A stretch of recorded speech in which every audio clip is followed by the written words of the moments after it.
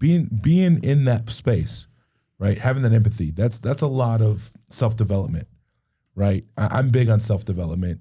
I'm not talking about necessarily self-help.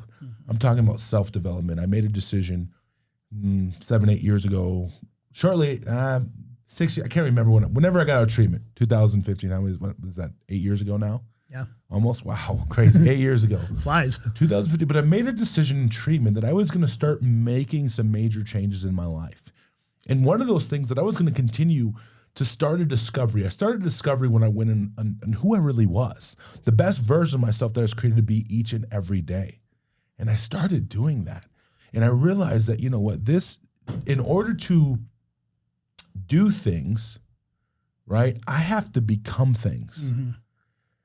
Behold it, become it, release it. You can't do anything without becoming it. And what you're talking about in that, having to get to that place where you can have empathy for others, where you can put yourself, actually, it's funny you're saying this because literally I just taught on this week. You have to be able to put yourself in someone else's shoes. And actually, I'm going to share a story because it just came to my mind, so this bears repeating. A couple of years ago, I'm at this conference in Castle Rock, Colorado, and I'm there probably an hour just kind of hanging out, and before people are trickling in, it's a Friday night, I think, or a Thursday night, whenever it started. Big conference that I usually go to every year. This year I didn't make it, but I see this guy walk in, and I'm like, first instinct, and I'm going to explain in a minute why I would have felt this, but first instinct, a lot of people be like, dude, I'm steering clear of that guy. He had some features outwardly that you're like, oh my gosh, this could be, you know what I'm saying? He could be scary anywhere else. But where he was at, we were in a church, so I kind of maybe knew some things. But the first thought that I had was, I have to know his story. I have to know it. And so it took me a little bit to build up the courage to go up to him. And finally, the next day, by the end of the night, I went up to him. And the guy's name is Cody. And I don't think he would care if I shared the story. Great dude. I would consider him a buddy now. We talk here and there. I try to reach out to him every few months, different things. I just saw him last year again. But I walk up. Cody has a swastika tattoo right here on his neck in plain sight. Cody also has a swastika tattoo under his eye. And the first thing that I said is, hey, what's up, man? And he's like, hey, what's up, brother? And he's just like very chipper and joyful. And I said, man, what's your story?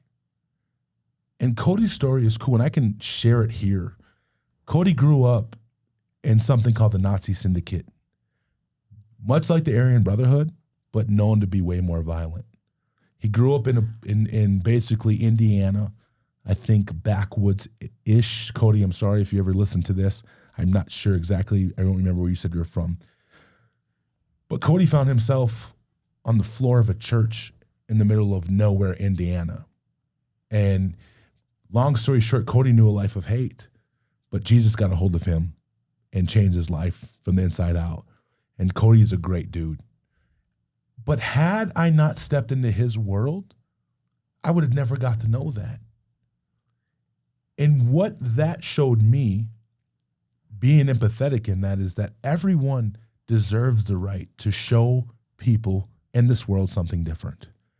And so being able, and now he's a warrior for Christ. Like, the dude wins souls, and he's just loving, the most loving person you'll ever meet, like one of the most loving people I'll ever meet. And so being able to step into the world, being empathetic in that, bringing people into the process with you. What does it look like, right? When we're farther along and we need to impart something into someone else that we could see running with us, but they're not quite there yet, right? We don't have enough of that in our world, enough empathy to where we can literally pass that on to someone to say, I'm going to give you a safe place to be broken and make mistakes here. It's learn and grow. It's not pass and fail.